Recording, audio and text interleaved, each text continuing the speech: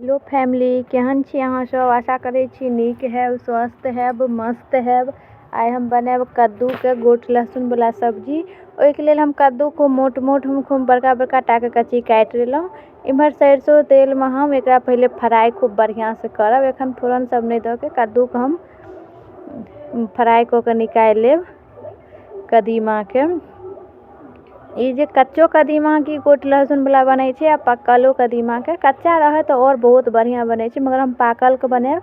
इम्हर मसाला से लऽ लेलहुँ गोट लहसुन, प्याज, धनी पाउडर, हल्दी पाउडर, मिरचाई बुकनी, यह सब हम लेलहुँ। आब कदीमा हमर बहुत बढ़िया से देख सकै छी एकदम लाल कऽ के फ्राई भऽ गेल। ई कनी हमर बेसी पाकल छलै तेहन वएहसँ। आब इम्हर हम फोरन में हम जीरा और गोट देलहुँ हँ, कियाकि गोट लहसुन वाला में जीरे गोट पड़ै छै और कोनो चीज नहीं। अब ई सब जीर गोट हमर जरि गेल तखन एकटा हम सूखल मिरचाई और तेजपात सेहो देब। बहुत ही सुंदर स्वादगर एकर सब्जी बनै छै। कच्चा के तो और लाजवाब बनै छै। आब जे हम गोट लहसुन वाला मसाला पीसने छलहुँ ओ पहले दऽ देब, कियाकि ओहिमे लहसुन छलै तऽ ओ हम कनी हल्का कऽ लेब। आब लागले सब हम पाउडरो सब हम बुकनी वाला जे छलै से बुकनियो सब हम दऽ देब। एहिमे हल्का हम पानि दऽ देब। पानि दऽ कऽ हम मसाला फ्राई करब। देख सकै छी हमर मसाला एक नंबर फ्राई भऽ गेल। कनी और फ्राई हेतै तखन जाके हम ओहिमे देब। आब हम लागले रस दऽ देब। हमर फ्राई लगभग भऽ गेल छै। आब हम रस देब। रस अपना अंदाज से देब कि जते कदीमा रहत, कदीमा सिद्ध होइ जोकर दऽ सकै छी। कदीमा के तो ना बहुत चीज बनै छै, भुजिया बनै छै, सब्जियो बनै छै, मगर ई गोट लहसुन वाला बहुत ही लाजवाब बनै छै। स्वाद अनुसार हम नमक सेहो दऽ देलहुँ, नमक नहीं देने छलहुँ। आब नमक दऽ देलहुँ हम स्वाद अनुसार। एहिमे लागले हम आब कदीमो सब दऽ देब। जते हम कदीमा फ्राई केने छलहुँ रस, ओहिके बाद उबाल सब एतै पहले हम दऽ देब। अहाँ सब हमर प्रोफाइल पर जाय, वीडियो नीक लागैत है तो लाइक शेयर कमेंट करब।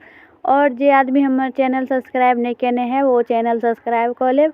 आ वीडियो नीक लागैत है तो एकटा शेयरो जरूर कऽ देब। आब हम सब कदीमा सब हम दऽ देलहुँ।